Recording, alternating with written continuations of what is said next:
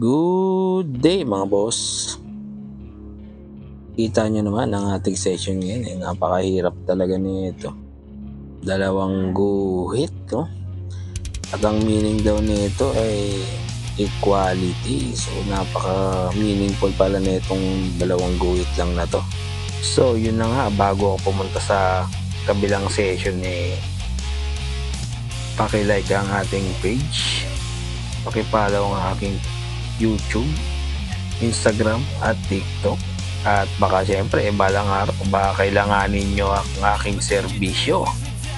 So yan na nga, finish na nga ang design ni ate. So medyo lilipat na ako sa kabilang design. At ang sa kanyang pangalawang request ay isang rabbit. At syempre may meaning na naman yan mga boss, dahil si madam daw ay may alagang rabbit. At napakagandang rabbit naman, at pinakita niya sa akin ay napakaganda naman talaga. Parang gusto ko na rin mag-alaga ng rabbit no? O sino ba sa inyo dyan may alagang rabbit? At baka naman yung mga anak-anak pabayan nyo sa akin. Joke lang po. Ay siya nga pala, sa mga gustong malaman ng aking shop agent, dito lang tayo sa may Guadalupe Commercial Complex, tabi lang to ng MRT Guadalupe Station, EDSA, Makati.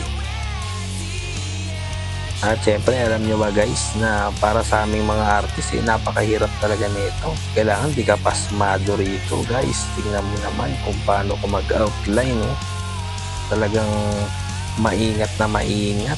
Sobrang liit kasi nito guys, sa personal mukha lang malaki rito. At syempre dapat dito wala talagang hingahan pag ginuguhit mo to para hindi ka manginig. At pag kinabahan ka nga rito guys, sigurado asahan mo nang magkakaroon ng zigzag ang design mo.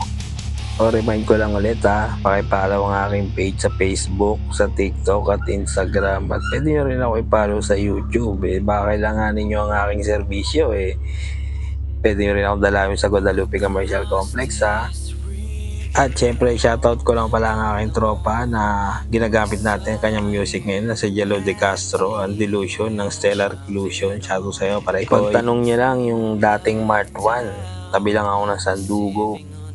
At syempre abangan nyo rin pala ang aking pa-promo, pa-t-shirt. Malapit na ulit akong gumawa dahil ako'y may time na para sa mga bagay na yan. At ayan, na-finish na nga. Tingnan nyo naman, napaka-detail ng kanyang daliri.